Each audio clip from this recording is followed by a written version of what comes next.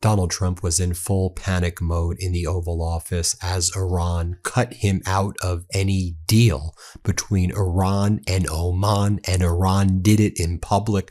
Iran has announced that it essentially reached a deal in principle with Oman to reopen the Strait of Hormuz in a way that is controlled and told by Iran. And in making this announcement of an agreement in principle, which should be rolled out even more over the next 24 to 48 hours, Iran has made it clear the United States has nothing to do with this at all. You have Iran's parliament leader, MB Ghalibaf, also making posts mocking Donald Trump moments ago. MB Ghalibaf, he was the lead negotiator in the exchanges that previously took place between Iran and the United States. And now he also finalizing this deal with Oman. He goes, massive attack coming. Wait, never mind. They want to negotiate. That's theater diplomacy on loop. Using bullying and broken promises, fake news as leverage is a failed strategy. Acknowledge the facts, fulfill your commitments.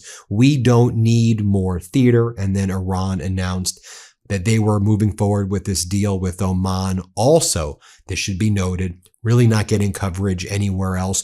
Iran state media Tasnim explained how there have been sounds of at least 2 explosions heard by Keshem, right there in the Strait of Hormuz. It was due to confronting hostile enemy targets near the entrance to the Strait of Hormuz.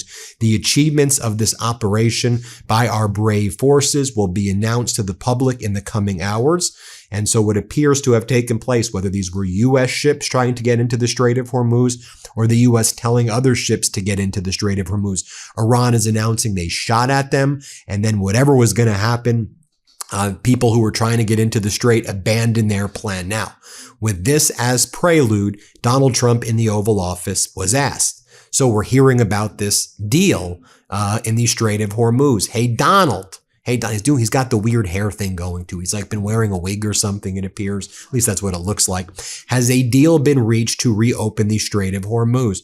And Trump's like, I don't know. It's sort of open now. We control it. Yeah, buddy, I'm sure we control it. Everybody looks at this guy now like he's such a loser. Like you just see him and you're like, oh, that guy, that pathetic thing, that pathetic vile scum. Here, play this clip. Has a deal been reached to reopen the Strait of Hormuz? Well, I don't want to say it has been. It's sort of open right now.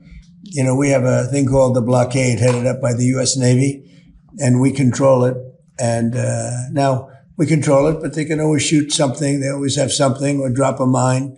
More from Donald Trump right here. He was asked by the press, so you posted overnight the U.S. has massive amounts of munitions and you denied shortages. There's a request, though, to restock 21 billion at least. So why is that necessary if you have everything? Again, he lies. And again, you just look at him and you're just like, ugh. Ugh, you're so pathetic. Here, play this clip. President, on munitions, you posted overnight that the U.S. has a massive amount, and right. You denied that there were any shortages.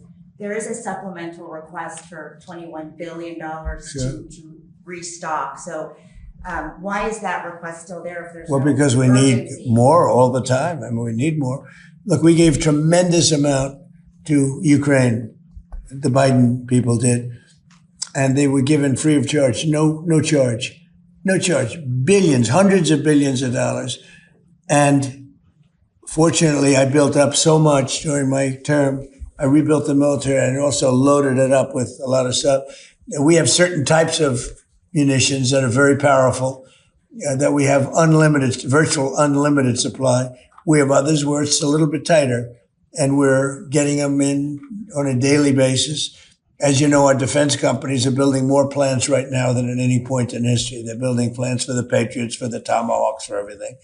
But we have certain types of munitions, which are very, they may not be as accurate. They may not be, they're not as elite. We have elite too, but we're watching that very closely. But we have certain types which are very powerful and very good, and we have an unlimited supply, and so we're in great shape. But with that being said, we always want more. We have to have more. We have other things maybe come up. Maybe come up and maybe don't come up. Hopefully nothing else does come up. but we're in very good shape. We have literally massive amounts of ammunition. Next, Donald Trump is asked about how Russia has escalated its attacks on Ukraine with ballistic missiles because Ukraine doesn't have Patriot interceptors. U.S. promised Ukraine PAC-3 interceptors, and U.S. promised Ukraine a license for the interceptors at least. Then Donald Trump rug pulled Ukraine after tapping Zelensky along, making Zelensky think he would get these interceptors. Trump's like, yeah, we're not even involved in that.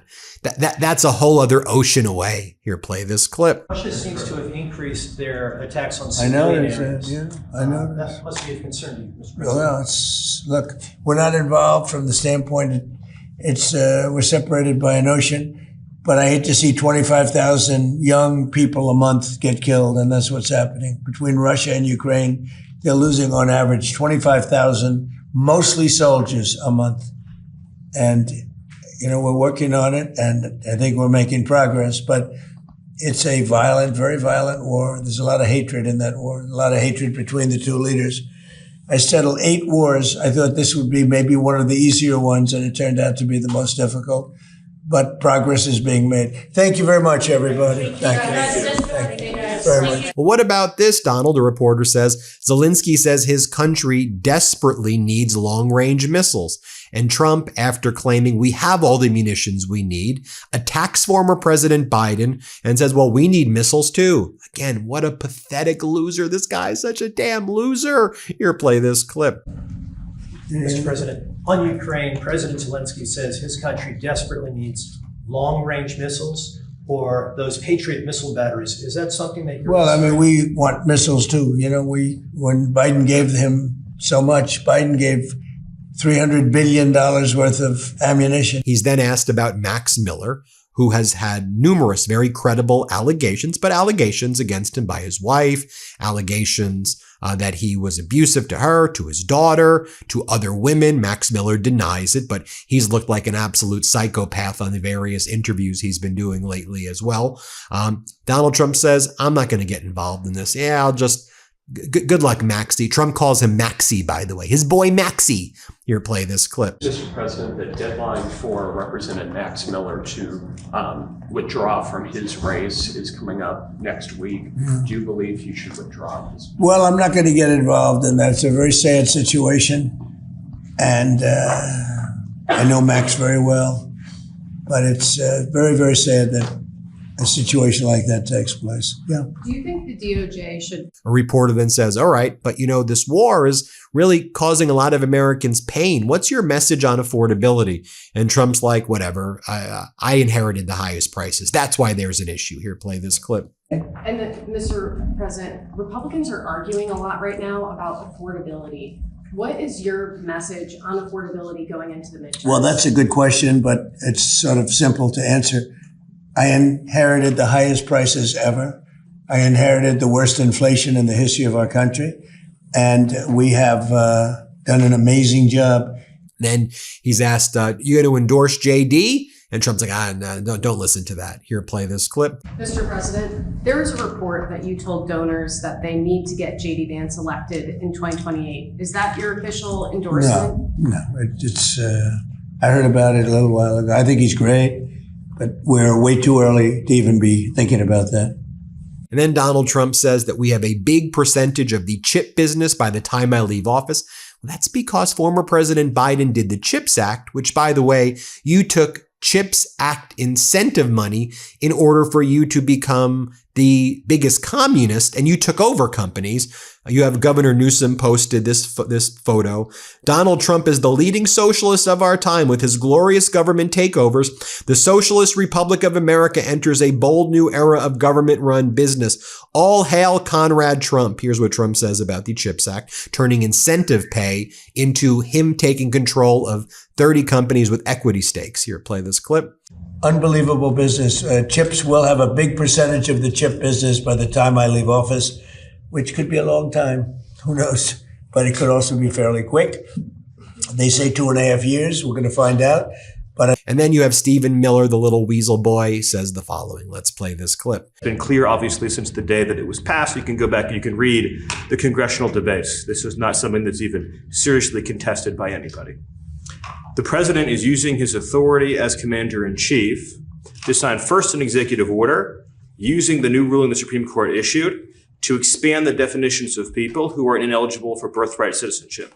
That includes, for example, alien enemies of the United States, members of foreign terrorist organizations, and large categories of people who lobby and act on behalf of foreign governments. And so with taking this action, it ensures that large numbers of people who wrongly would be getting birthright citizenship will no longer be eligible for those benefits. We're also learning that Saudi officials say multiple credible intelligence reports indicate coordination between the Houthis, Iraqi militias, and Iran's IRGC to prepare attacks on Saudi Arabia. You saw earlier today the Houthi attacks in northern Yemen as the Houthis are emboldened by Trump's weakness and the U.S. running out of its weapons. Iran realizes that it has alliances with China and Russia. As the U.S. has run out of its weapons, the U.S. has never been weaker and more pathetic than under Donald Trump right now. It's really sad. As a patriotic American, this is a humiliation ritual for our country that Donald Trump put us through. The shame he has caused on our country is so severe. Hit subscribe, pre-order WTF America that I wrote with my brothers. WTF America, it's called. Pre-order it now. I'll throw a link in the description below. Put in the comments that you pre-ordered it. You could Google it too, WTF America. If it's easier, Google WTF America by MeidasTouch and order it that way too. Thanks for watching. Before you go, our book, WTF America, is available for pre-order now. It's the story of how we got here and how we fight our way back. To pre-order, scan the QR code or click the link in the description. Let's do this.